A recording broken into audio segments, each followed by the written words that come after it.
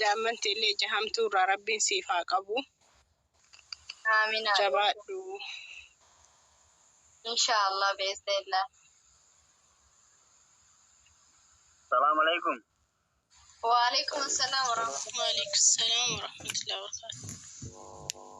السلام عليكم. وعليكم السلام ورحمة الله وبركاته. كأنه تموتي قبل دابا. آمين آمين آمين. أبشر أبشر جمتشوك إنه والله. جمّلنا دعاء ربي. باية جمّلنا دعاء. yeroo baay'ee in dubbadha jedheetiin bakka hin jiraamire saa'uma siimi jatetti haasoyta ammootu gammachuu yogguu gaddaa qofa osoo hin taane guyyaa gammaddellee nama keetti ibsachuun himachuun bareedaadha. Nama baay'eetu cinqamaa jira waan ta'eef waan kenna kana qofaa miti. Kanumaaf. لا ما شاء الله ما شاء الله. ما شاء الله والله. الحمد لله. الحمد لله رب العالمين. أما اللي قمتشون كنا جنا بكيسين يادسان غافجت إن شاء الله. إن شاء الله.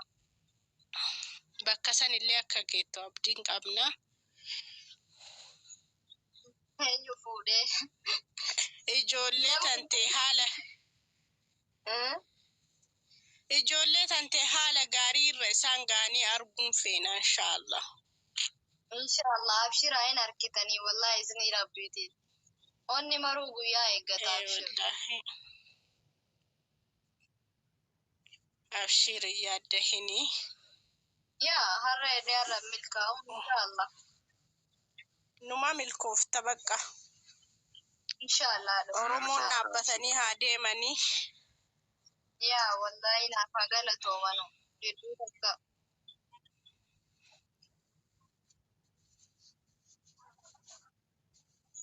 السلام عليكم ورحمة الله وبركاته. وعليكم السلام. جوان برا دبري. أسوالتي دويدباتي. أباك يارك تكون اللي قبضتي ديمتي جيتشانا ما جلاي بيان. أجي فيدي وما في تدري. ما نوري فجأة برادي موتوتو نما رب سمري نمني إلمو قبل نمني هذا بلدي قبو جتشنا ما وانا ما نجون لابو ما رباي سالي سيدا بس يا رب سني سيدا مدينة سيدا مديو سيدا. نما كسي سنيفو إسارة بالله ربي أكنه في. به نمويتو يروين برادنا نجري. nama lamaan jirre yoo jirru nama wayii kaluka luitti wal jala deebi'u uumamaan arguullee beeytanii injiraa miire nama akkasiisanitti hiriyyaan kiyya wayii kolfe gaafa baanin martuu mana barumsaa sanii yaanee guddannee innis fuudhee anis seerumee inni gaafas kolfe kam akkas luitti wal jala tartu argate jette anammoo rabbiin qaniisan kolfa san na baase rabbiin ilmaan managaa naa kenne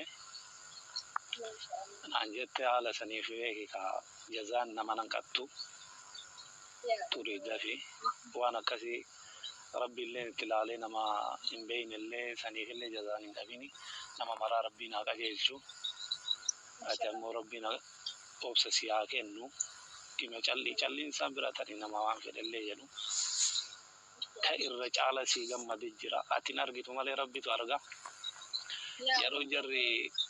yeroo jarri kun garaarra si bahee kun mataarra si bahee gamanaan jedhu sani imimmaan nama keessan dhaabatu irra caala nama imimmaa keessaa buu caala jedhee yaada kanaafu ati rabbiin obsa siyaa kennu rabbiin galmaan si haa gayu dhabaa kennallee rabbi haa kennu sihii miti bineensi mukaatu osoo ilmaan lamaan jala deemtee gara nama nyaata jabaadhuu carraa namaallee kennuufillee gaariidha irraa isinii bu'a.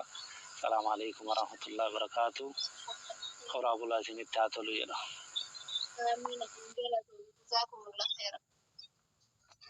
Akkas yaada shiiku warahmatullahi wabarakatuh. Haadha siiku warran gaarii buliitiin ullee carraa namaa gadhiif naati. Akkas yaam shiirin siin jenna wallahi inshallah ni milkoofta inshallah abdii rabbiiti. inshallah بإذن الله.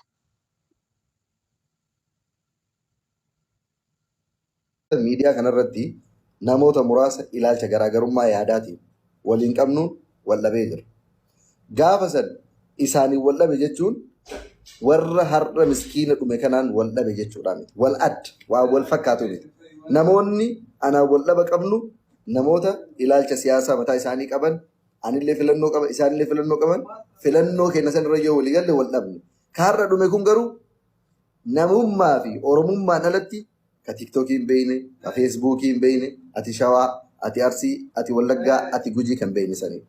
Kanaaf rakkoon keenya guddaan bakki nuti dogongorruu fi bakki itti nu jalaa hanqattu guddaan yeroo baay'ee yoo namoota dhuunfaati yookiin namoota naannoo wahiitiin wal dhabne akka sabaa fakkeessuu fi akka gandaa guutuu waan fakkeeffamutu jira. Osoma akkasiyyuu ta'e ammoo wanti Oromoo saba biroorraa adda godhu yoo jiraate bakka cittee dhiibdeedha. Gaafa hawaasni nagaa miidhamuu fi gaafa uummanni nagaa miidhamu sagalee waliin ta'uu fi waliin dhaabatu. Rakkoo dhuunfaa qaban waliin bulfatu. Isin galee uummanni kaleessa dhumate sun giddaa ayyaanati uummanni dhumate sun nama Oromoo ta'uu isaa malee Oromummaaf ajjeefamuu malee osoo nama Arsii ta'ee jiraate nama DNA marammaree beekee jira osoo nama Baalee ta'ee jiraate nama Hararge nama Shawaa osoo ta'ee jiraate bar Oromummaa isaanii malee bakki isaan irraa dhalatanii dhufan hin beekamu bakki isaan itti ajjeefaman qofa beeka malee namni. Wallagga keessatti ajjeefame jechuun wallagga qofatu du'e jechuudha miti. Siigalee yeroo ajjeesan sanillee jarri kunillee nama wallaggaatii nama giddaa ayyaanaati jedhanii ajjeesan. Ati Oromoodha jedhanii ajjeesan. Jarri ganamaa galgala ajandaa fidatanii bocatanii miidiyaa kanarraa uummata ittiin burjaajessuu fi olola ittiin oofuu fi daldala siyaasaatiin jiran. Isin galee uummata ittiin burjaajessuutti jiran. Kan keenya garuu gaafa namni isaa irraa du'eyyuu waan dhuunfaatii fi waan qocoo ajandaa shufuroo bu'aa hin qabne osoo dhiigni namaa osoo haadha kee taate osoo obboleettii kee taate argaa jirtan uummata dhume sanii fi namoota dhumataa jiran san osoo isaaniif sagalee taanee maal qaba? Isin galee osoo isaaniif sagalee taanee maal qaba? Kamtu caala? Dhugama rabbii har'a rakkoon uummata Oromoo irra gahaa jiru kun uummata Oromoo kallattii hundaan kan Oromoo keessa taa'ee Oromumaaf Oromoo mataa waliin dha'a. Ajandaa walii kennisiisee akka namni wal qoqqoodee kallattii garaagaraatiin wal faffacaasu godha.